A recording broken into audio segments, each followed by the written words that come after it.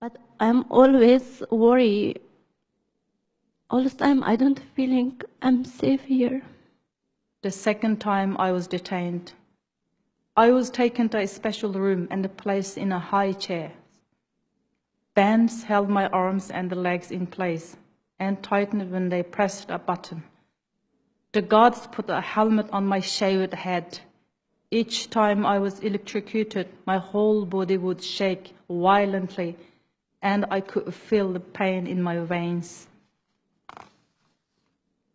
I thought I would rather die than go through this torture.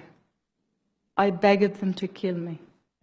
Before we ate breakfast, which was water with very little rice, we had to sing songs hailing the Communist Party. We had to repeat in Chinese, in quote, "Long live Xi Jinping," and in quote, "Lenience for those who repent and a punishment for those who resist."